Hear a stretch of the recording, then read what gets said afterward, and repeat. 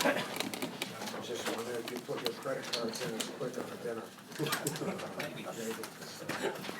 Just flip it off. We beat a really good team tonight, and our guys we were really good. You know, we actually played even better than what we practiced, and when you play a really good team, they can take you to another level, because in order to win, you have to go to another level. And I thought that we shared the ball extremely well, and had 19 assists, held our own on the boards. Trade was, you know, he was magnificent really today. And Vernon, we should not start him. It's the most bench points we've ever had. It's a good way of leading the league and leading the country in bench points, isn't it? But and say how hard our guys played. Really, a key is J-Rob. Yeah, I mean, Justin Robinson has been a godsend for us. Yeah, he had his fingerprints on every aspect of the game tonight. You know, it was 4 blocks, but he helped change some shots, rebounds, and we were able to execute down the stretch with him making a few assists. You know, Vernon was, you have to play J-Rob too, because he's perfected the flange shot. You know, I've never seen anybody, they hit the flange and it goes in. He's done that twice in a couple of games, so he's got to teach that. And but his 3 at the end of the clock, and then Cash's 3, huge. He got 6 points in those 2 possessions, and then we didn't turn it over, and we hit free throws, and the crowd was amazing, and just wanted to, you know, what a great night for our program, and to finish off the regular season with 15 conference wins and 25 wins overall was just tremendous. So any questions that you all might have?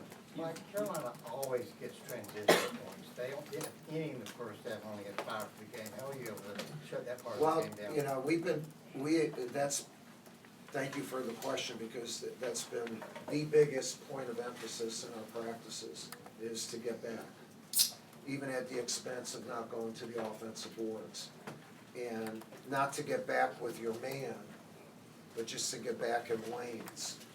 And if Vernon was trying to score the bucket and they got the rebound, Vernon would have to be the second big to have things like that, where J-Rob or Jab or Jack or whatever would go back. Say Cassius was on Leaky Black, but Leaky Black was on that side of the court. You just come down in lanes and you take the person that you're with. And same thing with Trey. If someone does go out, he has to take that guy, and someone else has to take the ball. And we really worked a lot on it, that and rebounding, because they killed us in both areas. You know, we were fortunate to win there. We weren't fortunate to win here. We played a solid, really good basketball game, but we got better in those 2 areas. You've mentioned a few times. I'm sorry? You've mentioned a few times the past couple of weeks how far Justin has come and how important he is. But going forward, how important is he? Because you said yesterday, you know. No, he's, you know, and he knows everything. You know, he's tough. And, it's better than Rudy, you know, and it's almost like a movie, for crying out loud, for this.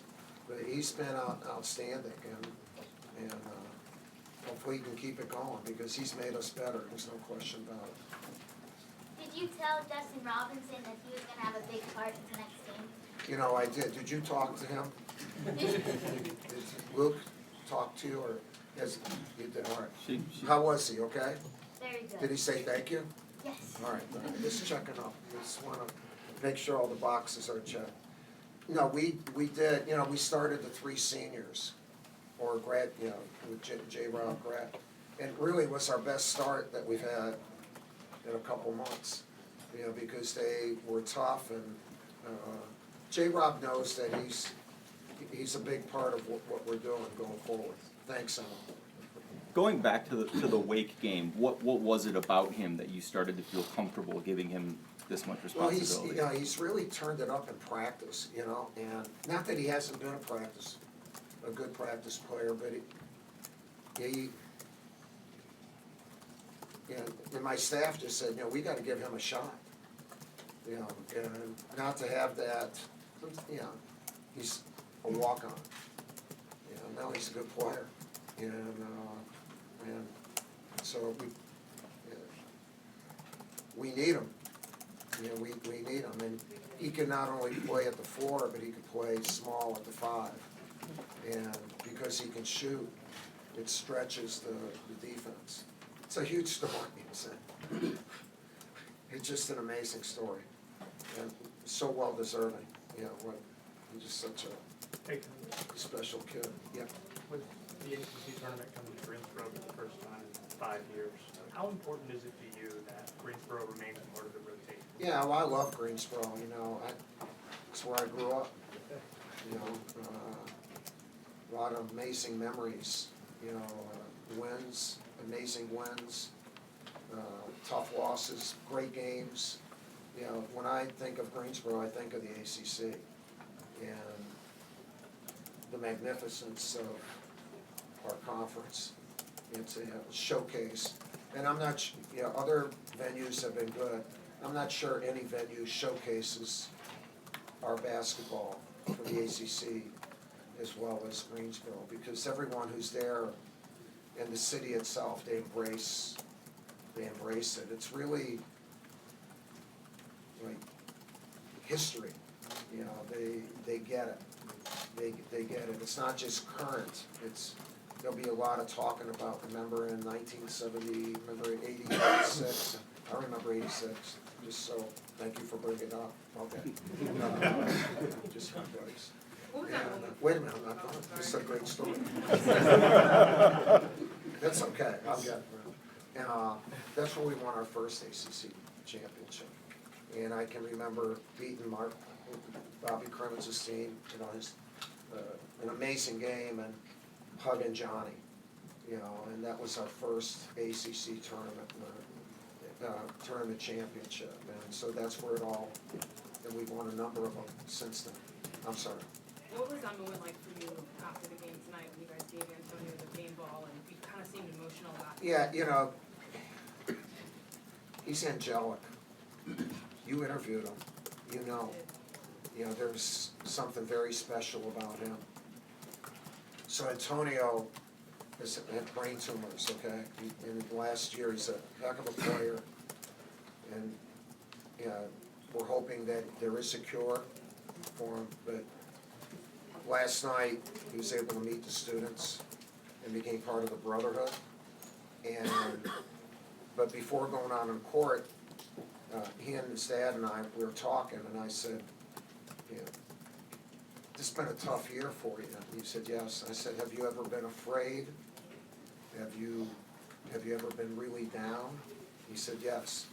He says, but no more. He said, I cried sad tears. He says, Coach, I don't cry sad tears anymore. He said, I only cry happy tears. And I said, what makes you happy? He said, being here. But the fact that he's eliminated sad tears, you know, all of us should eliminate sad tears, you know, because none of us have it as tough as that kid. Yeah. He's angelic. We're fortunate to be with him. It's so damn good that this was so good for us to be with him. Amazing. Anything else for Coach? About your rotation going into the postseason? I have no rotation. You know, I'm just. But we are using more players, and part of the reason we're using more players is more players are playing well, and that started with those 3 seniors.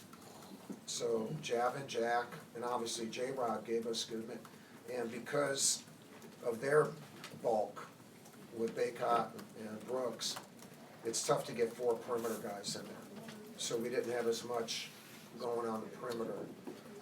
But, you know, overall, really good, and we're anxious, you know, get some rest, and thank you to our fans. They were magnificent, and the students who stayed, because they're on spring break, really, really good, so.